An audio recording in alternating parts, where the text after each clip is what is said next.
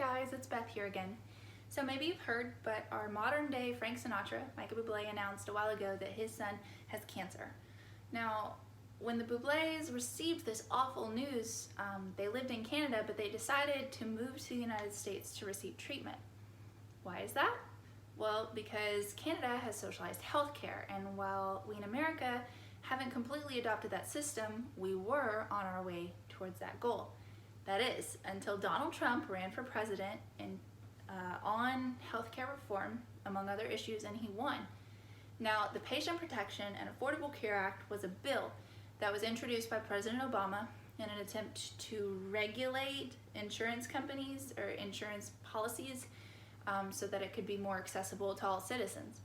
Now, the bill was implemented in 2012, but today I'm here to tell you why President Trump's attempt to reform healthcare as we know it is really the best for our country. Now, there's so much to this 20,000 page bill that I really can't tell you everything that's in it. However, the same is true for a lot of politicians. In fact, according to the Washington Post, our House Speaker Nancy Pelosi stated that we have to pass the bill so that you can find out what's in it. So today we're going to be talking about the bill, the Affordable Care Act, and its negative impacts on citizens and businesses and employees, other countries' negative versions of their Affordable Care Act, and then why we need healthcare reform in America. So let's start by talking about the price tag that came along with this bill. The Affordable Care Act was expensive. In fact, $110 billion in 2016 alone. So it wasn't just expensive for the government though, it was also really expensive for citizens. Now, Health Network Group gives us an example. A single woman in her 30s who makes around $48,000 a year would expect to pay $270 a month for health insurance. Now, a family of three making the same income monthly would pay around $340 a month for the same level of care after subsidies. Now, the single person's contribution, which would be way too much money, would go to offset the cost of the subsidies to the family of three. Now, in order for the bill to work though, everybody has to participate, including states.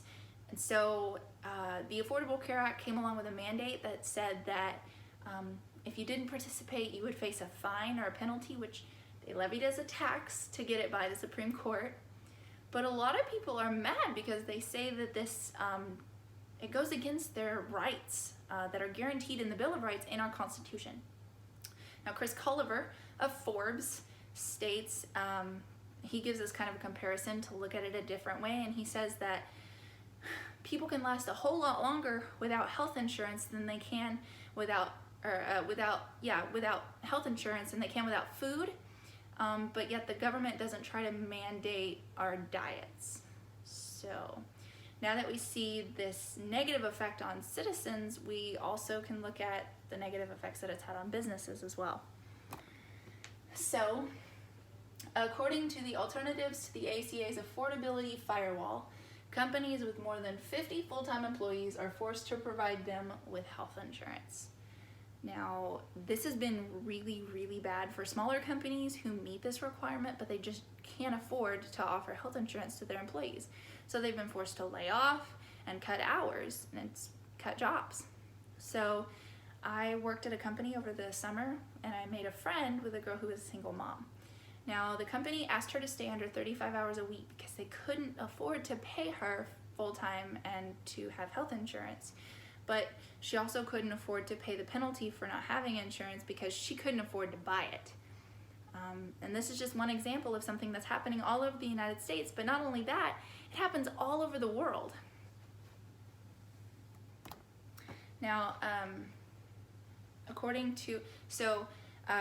doctors' offices don't accept all insurance policies most of the time, and so the people that have limited care options flood those doctors' offices, and it makes it really hard to attain care. Now, according to Forbes, in 2013, Canadians faced on average a 4.5-month wait for medically necessary care after a referral by a doctor.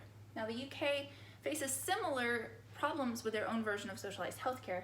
In fact, Dr. Carol Sokova, she is a renowned cancer specialist. She warns the British Medical Journal that socialized healthcare, can take away, it causes citizens to lose control of their own destiny in the medical system. Now, I told you a whole bunch of reasons why the Affordable Care Act doesn't work for America, but I'm sure you're wondering, what's our best option? Well, I personally like to look at problems by the ways that I can accomplish my goal and then trying to find a solution after that. So what we know is that by removing employer mandates, it would allow companies to hire more employees and offer more hours, which would create more jobs. We also know that we can't get rid of the bill altogether because it would cause a lot of people to be out in the cold. So honestly, there's no right solution to healthcare.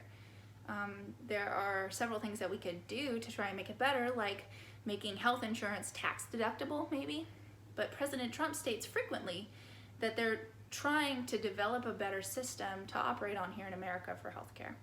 But we have to be willing to find a solution that will help with all of our citizens.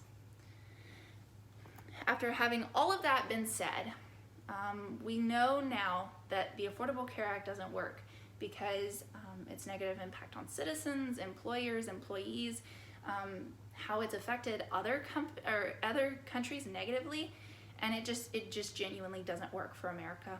Now, with the election coming up, we have to get out and vote for people that we know that are they understand that we need healthcare reform in America, and they're willing to work with both sides of the political coin to come up with a solution.